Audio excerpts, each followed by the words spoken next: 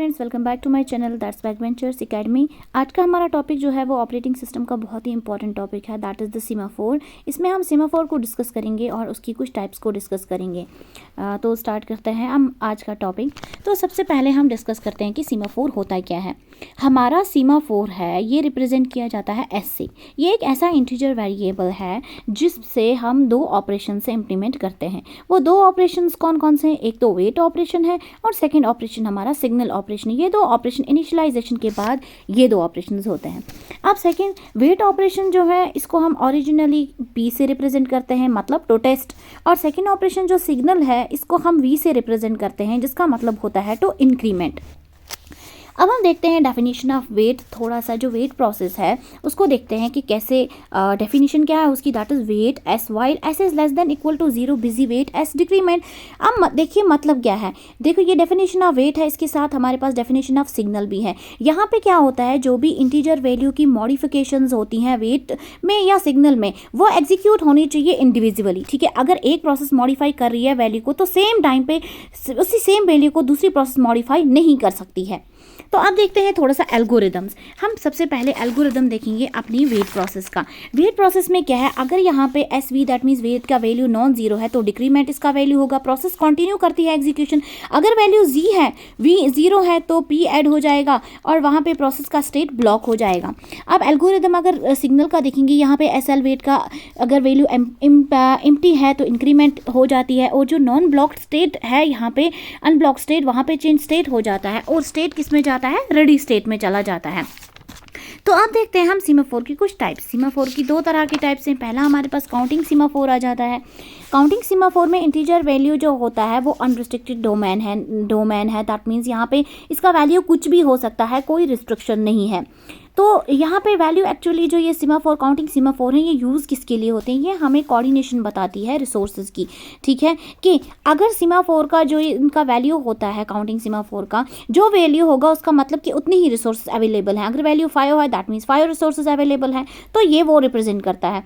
Second, इसमें अगर counting semaphore में अगर हम किसी रिसोर्स को ऐड कर रहे हैं तो ऑटोमेटिकली सीमाफोर का वैल्यू इंक्रीमेंट हो जाता है, और अगर हम कोई रिसोर्स रिमूव कर रहे हैं इस सीमाफोर से तो ऑटोमेटिकली इसका काउंट का जो वैल्यू है वो क्या हो जाएगा, डिक्रीज।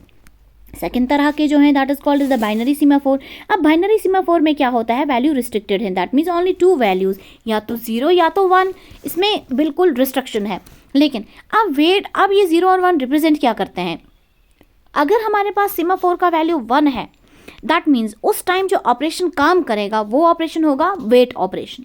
और अगर हमारे सीमाफोर का value that means binary semaphore का वैल्यू 0 है तो उस टाइम पे सिग्नल ऑपरेशन काम करेगा। लेकिन अगर हम बात करेंगे इम्प्लीमेंटेशन की, दैट मीन्स अगर हम कंपेयर करते हैं काउंटिंग और बाइनरी सीमाफोर को, तो हमारा जो बाइनरी सीमाफोर है ये काफ़ी आसान है, इम्प्लीमेंटेशन इसकी आसान है एज़ कम्पेयर टू काउंटिंग, क्योंकि काउंटिंग में तो अनरिस्ट्रिक्टेड वैल्यू है, इसमें सिर्फ 2 ही वैल्यू है, आसान है 0 एंड 1।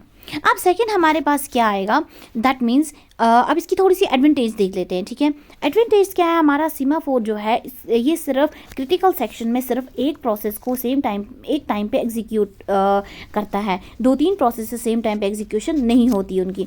अब सेकेंड हमारे पास सिंक्रोनाइजेशन के तो बहुत सारे मेथड हैं, लेकिन जो हमारा सीमाफोर्स है इसमें म्यूचुअल एग्जीक्यूशन का प्रिंसिपल ये यूज़ करता है, दैट मीन्स काफ़ी एफिशिएंट है as compare to the other methods.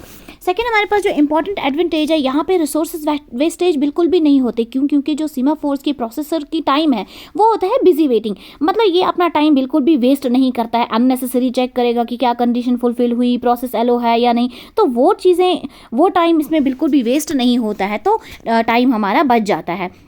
Second हमारे पास एक और एडवांटेज जो है दैट इज़ ये हमारा सीमाफोर मशीन इंडिपेंडेंट होता है। दैट मीन्स मशीन इंडिपेंडेंट क्यों होगा, क्योंकि जो माइक्रो कर्नल्स का कोड डिज़ाइन है, जो कोडिंग है उनकी, वो मशीन इंडिपेंडेंट है। तो मतलब सारा सीमाफोर इंडिपेंडेंट हो गया, मशीन इंडिपेंडेंट। सेकेंड डिसएडवांटेज है हमारे पास सीमाफोर्स कॉम्प्लिकेटेड हो सकते हैं, क्योंकि इसमें वेट और सिग्नल का ऑपरेशन है, अगर वो करेक्ट ऑर्डर में इंप्लीमेंट नहीं किए गए हैं तो वहाँ पर डेडलॉक भी हो सकते हैं, वहाँ पर डेडलॉक की प्रिवेंशन बहुत ज़्यादा ज़रूरी हो जाती है। सेकेंड सीमाफोर इम्प्रैक्टिकल है, क्यों है इम्प्रैक्टिकल, क्योंकि इसकी वजह से मॉड्यूलरिटी जो है वो हमारी लॉस हो सकती है। थर्ड डिसएडवांटेज हमारा जो है इसमें पीरियोडिटी की प्रॉब्लम हो जाती है, that is the priority inversion, मतलब लो प्रायोरिटी की प्रोसेसेस कभी पहले ही एग्जीक्यूट हो जाती हैं, एक्सेस हो जाती हैं क्रिटिकल सेक्शन में, और जो हाई प्रायोरिटी की प्रोसेस होती है वो तो पीछे रह जाती है। हालांकि ये तो सही मेथड है नहीं, तो ये इसकी one of the major disadvantage है। तो ये हमारा आज का लेक्चर था। I hope you understood this. तो kindly share, like and comment and subscribe my channel. Thank you so much for watching.